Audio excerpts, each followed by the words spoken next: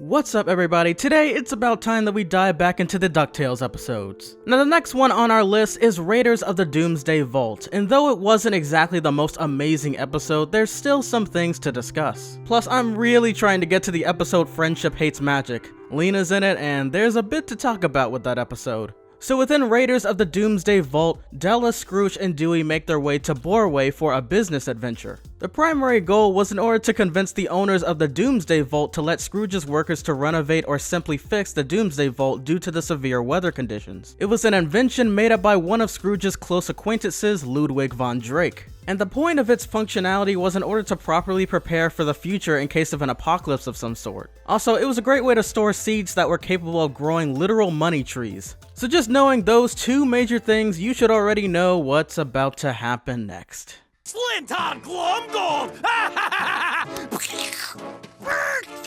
Lightning! Yeah.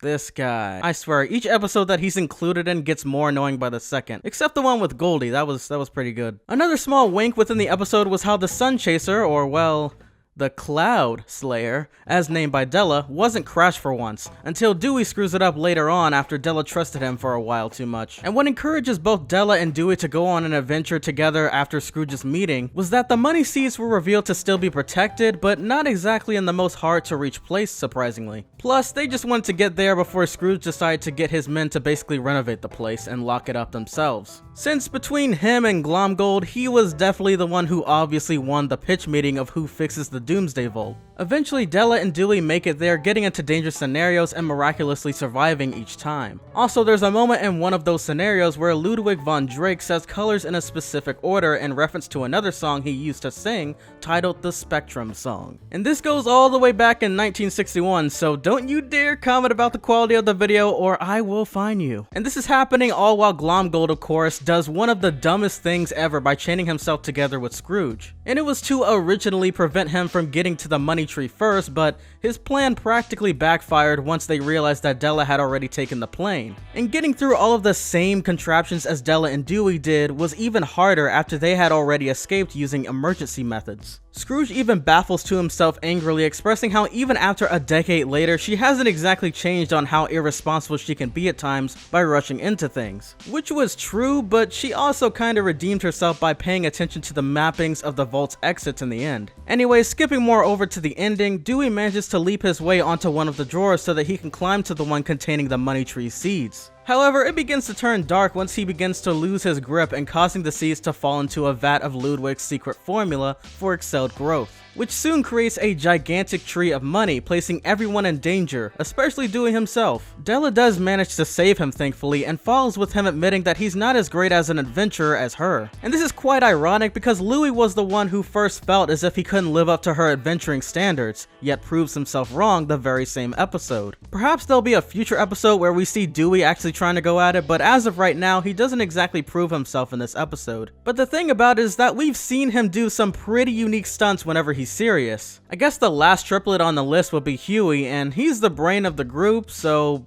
he's kinda just there. And am I the only one that's annoyed by his woodchuck journal? Finally, once Scrooge makes it there, Della has a plan to escape before the tree traps them inside. They escape by sliding down the tree's branches, and before this moment we see Glomgold attempting to hold Scrooge's hand. What we can take from this small moment is that maybe sometime in the future Glomgold could instead be a potential help to the Duck family instead of a waste of screen time, because so far, without a shadow of a doubt, he is not an entertaining villain by any means.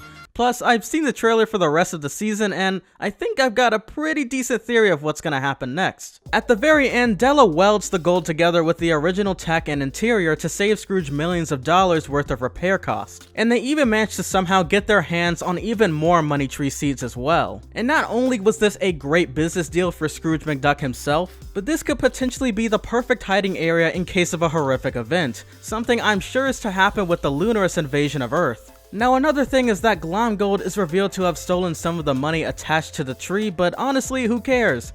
Cause the wind sure didn't. Much like what I had already conveyed to you all from the beginning of this analysis, this episode was alright, but I just still haven't been the same since that Amphibia finale. I mean, it was just spectacular.